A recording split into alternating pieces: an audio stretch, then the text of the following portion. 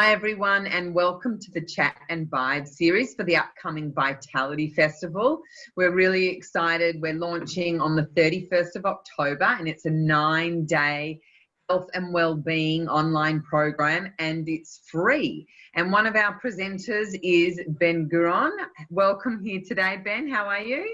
Thank you. I'm doing well. How are you?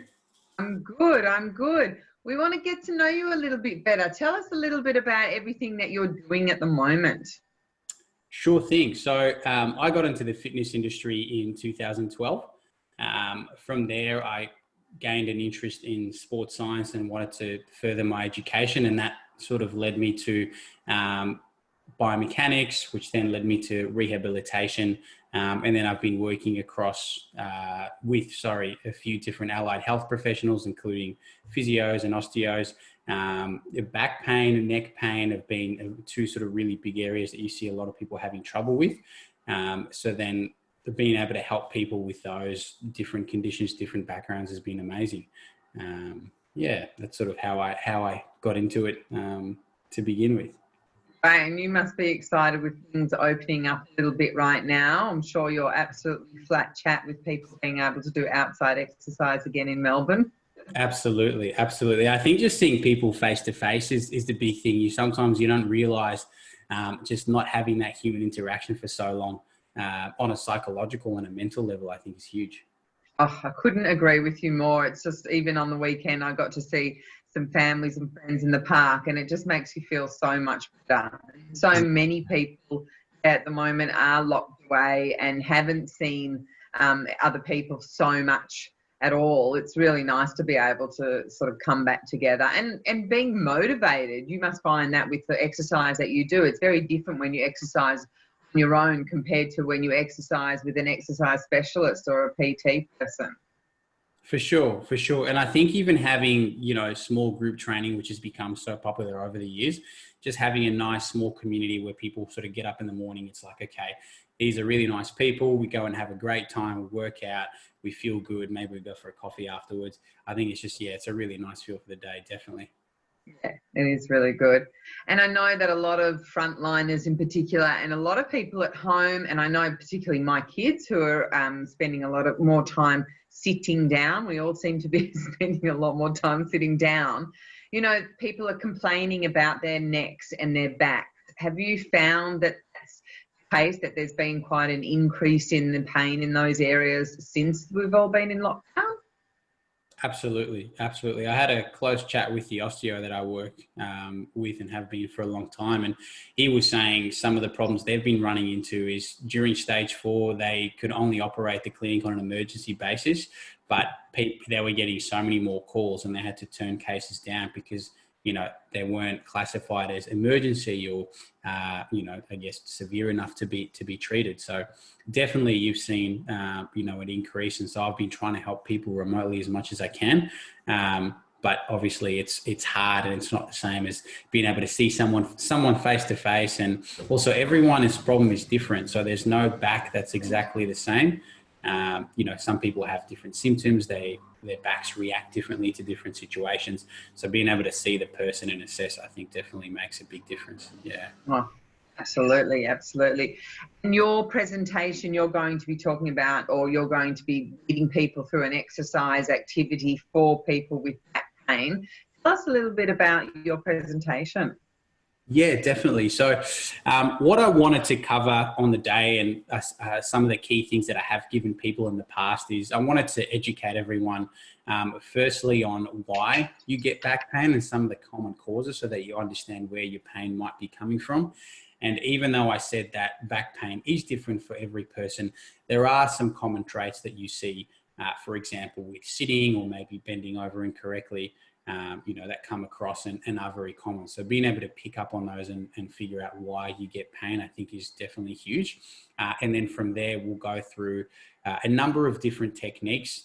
One of them being trigger point, which is similar to what physios and osteos would use with you, but I'll show you guys different ways that you'll be able to do it yourself. And then from there, we're going to look at exercise that you can start implementing straight away. And I'll put it in a bit of a workout format for everyone. So That way they get a nice workout, but they also learn some new exercises perhaps that they can use to help strengthen the right areas and minimize the amount of pain they get. Incredible. And will they be able to walk away from your workshop with a couple of tools and be able to continue doing those exercises even after the festival's finished? Absolutely. That's the idea. The idea is to educate and give everyone as many tools as we can that they can start implementing straight away. Absolutely. Yeah. Fantastic. And what's one or two little things that you could tell people, little tips, for a lot of people? I'm going to start even with kids, because I know you do a lot of work with kids as well. And I know, my kids, between the sitting at home and doing this and the punching over and sometimes not even getting out of bed to watch their online schooling, what are some basic things that people need to remember to help them? Particularly let's focus on the kids to start with. For sure. So if I think, and this is relevant for both kids and adults, one of the biggest problems that we have in this day and age is sitting down. What happens when we sit down is we get the tissue stress gets stagnant, so it just stays in one place. And also you get compression directly on the spine. So imagine the discs being compressed together. So if you ever have the need to do this, where you sort of stretch back, maybe you get a few cracks and you feel good, that'll make sense, especially if you've sat down for long periods of time. So one of the best things you can do is, of course, you've heard many times, walk around, sit less, maybe get a stand-up desk. These are all great pieces of advice. Not always practical. Maybe if you're on a call or you have to be in a meeting and you have to sit down for 5 hours, or kids are on Zoom at school as well and they can't get up or they have to sit for a test. One of the things you can do is start creating little movements. So maybe shift your body forward a little bit or move to the side a little bit. What that does, it means that you're able to then migrate the tissue stress. So imagine if you're stuck in one place, the tension just stays stagnant. But if you're moving around, so even if you just shift back a little bit, maybe lean back a little bit more every 5 or 6 minutes, if you can remember to do that, you'll find as you get up at the end of the day, you'll definitely have less pain. That's great tips. Couldn't agree with you more. How about for some of these frontliners, some of them who are working really long shifts? They've almost got the opposite problem. They're walking around on solid floors the whole time, having to stand up for long periods of time. What's maybe one little tip they could do when they're on their long shifts, or even when they just come home after a long shift? That's a really good point you bring up, and that is an entirely different problem for the frontliners. Obviously, walking around, doing, bending countless times to deal and help patients is definitely tiresome. So one of the things I could probably give people to think about straight away, and it could be hard for frontliners because they're, on the clock all the time, is if they can think about the way they bend down. Even if you have no weight, there's still a certain level of load that gets placed on your back. So one of the things that I can suggest straight away is think about, tucking your bum out or sticking your hips out. And if you can get into a nice angle, you'll actually make a big difference.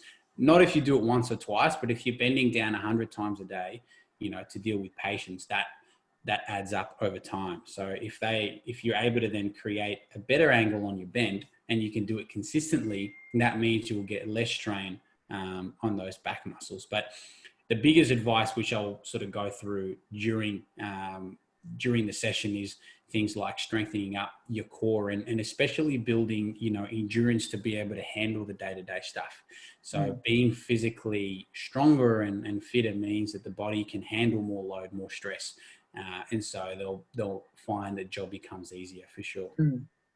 I love that word, endurance and perseverance. I think is really important. And, sometimes people are looking to even change their mental approach to things of, having endurance or being persistent. And I think one of the best places to start to train the mind is actually training the body first, because it's something more tangible to look at. So do you agree that as you develop endurance inside of you for whatever it is, whether it's running further or sitting up straighter, it definitely translates in terms of your mental abilities as well?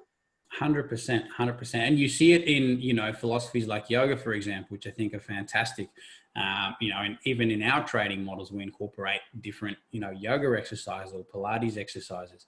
But anything that involves movement, obviously we know, elevates the mood and has a significant mental, positive impact, if you will. Doesn't matter what it is. If it is yoga, you love yoga, or if it's running, or if it's strength training, it doesn't really matter.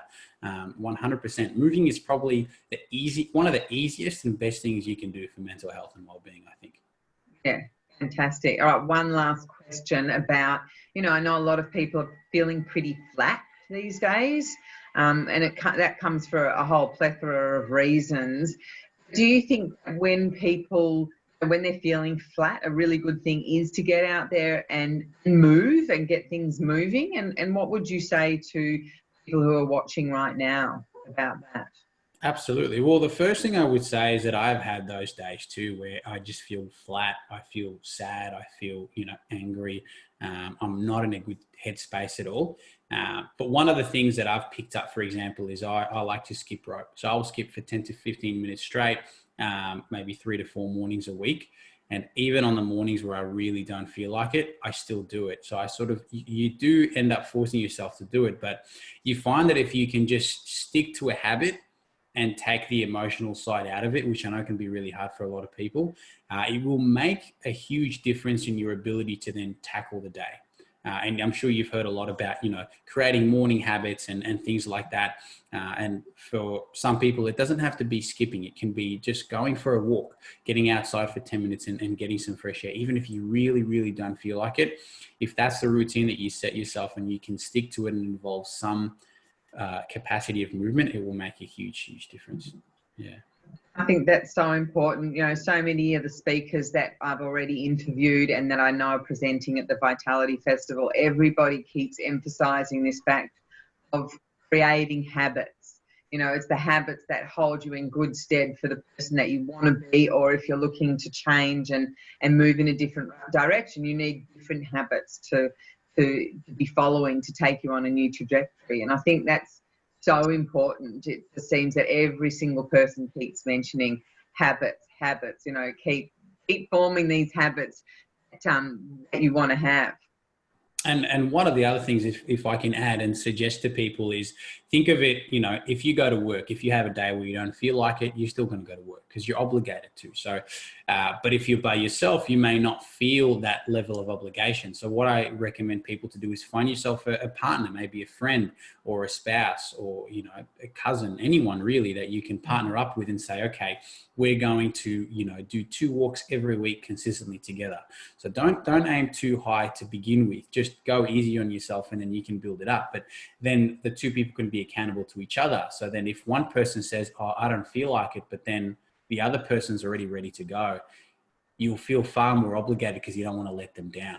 So that's a huge thing for people. And now with restrictions easing, we can go out for 2 hours, we can exercise, the 5K radius is still in place. But if you've got anyone in that radius, definitely get onto it, I would say. Yeah. Fantastic. And what are you excited about moving forward at the moment, Ben? With the festival or just in general? Everything. Everything. Look, I'm always really excited and happy to give back. And I've done, various presentations and worked with a variety of different people, helping them resolve pain. I think, if you can relate, if you've ever had pain, maybe you broke something or you've had a really sore neck and then you went to see someone and the pain went away, you can't put a price on that feeling. So when you've been able to help someone in that way, I think that's huge. And I'm definitely excited to be able to hopefully make a positive difference. Doesn't matter how big or small in people's lives. So I'm super pumped for that. And then we have had a few hiccups with our operations, but we are opening a new gym. We're hoping to launch around the 1st of December. That's sort of the rough date, depending on restrictions and everything. So that's another thing I'm pretty excited about at the moment as well. That is very exciting. You've got lots to look forward to, which is absolutely fantastic. Thank you so much, Ben, for making the time for us today.